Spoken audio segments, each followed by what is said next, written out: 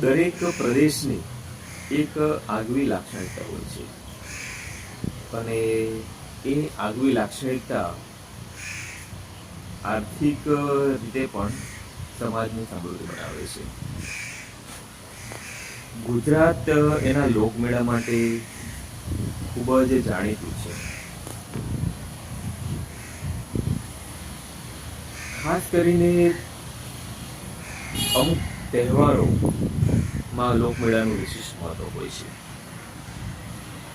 ગુજરાતમાં જન્માષ્ટમીના દિવસે અનેક પ્રદેશોમાં, અનેક જિલ્લાઓમાં મોટા મોટા લોકમેળા ભરાય છે. અહીંયા આપ જે જોઈ રહ્યા છો તે ધરોડાનો લોકમેળો છે. જન્માષ્ટમીના દિવસે ધરોડામાં લગભગ કહી શકે કે 3 કિલોમીટરના વિસ્તારમાં આ મેળો ભરાતો હતો. વાસણો, કપડાં,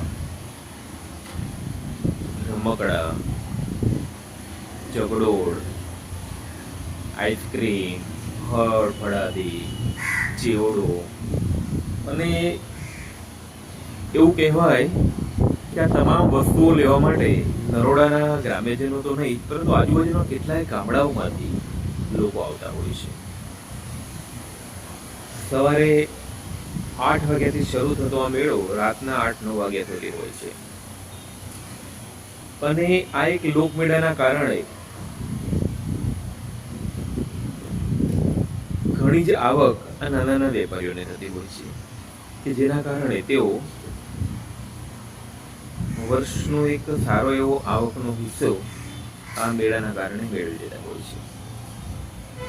જો કે આ વખતે જન્માષ્ટમીના દિવસે ભરપૂર વરસાદ નરોડામાં પડે છે. નરોડામાં જ નહીં, સમગ્ર ગુજરાતમાં પડે છે. કેટલાય મોટા મેળાનું આયોજન સરકારશ્રીએ પણ બંધ રખાવવું પડ્યું છે.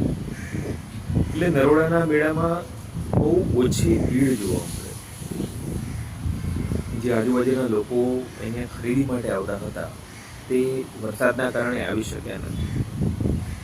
અને જે વેપારી વર્ગની એક મોટી આશા હતી કે આ એક મેળાના માધ્યમથી સારી એક આવક મેળવીને પરિવારને પોષણ આપી શકે, સારી જરૂરિયાતો પરિવારની પૂરી કરી શકે, જે આ વખતે કદાચ એટલી પૂરી નથી થઈ શકી. પરંતુ વરસતા વરસાદમાં પણ આપણે જોઈ શકીએ છીએ કે લોકો ખરીદી કરવા માટે આવ્યા છે, નીકળ્યા છે બહાર.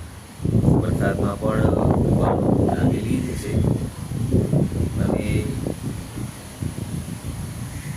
એ પણ વ્યવસ્થા જરૂરિયાતો અહીંયા એમને મળવા પાત્ર હોય અથવા તો જરૂરિયાત હતી તે મળે છે તે ખરીદીને એક સંતોષ માને છે કે અને એક વર્ગ એવો પણ છે કે જે માનતો હોય કે કંઈક તો મેળામાંથી ખરીદવું જોઈએ. આ લોકમેળા એ જ આપણા ગુજરાતની સાચી ઓળખાણ છે. અહીંયા તમામ વર્ગના લોકો મેળાને માણવા માટે આવે.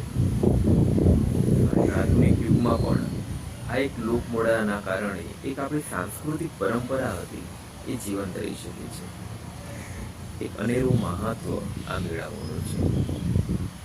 સૌને આ કમાણીના માધ્યમ થકી અને જે ખરીદી કરવા આવે એમને એક સંતોષ થાય. ઘણી એવી વસ્તુઓ છે જે લેવી હોય તો ઘણી બધી જગ્યાએ આપણે જવું પડે, પરંતુ આ એક જ માધ્યમથી ઘણી બધી વસ્તુઓ અહીંયા સરળતાથી અને ઓછા વ્યાજે મળે છે. આપ આ મેળાને જુઓ છો અને ચોક્કસ થશે કે ચાલો આપણે પણ એક લટાર મારી આવીએ આ મેળામાં.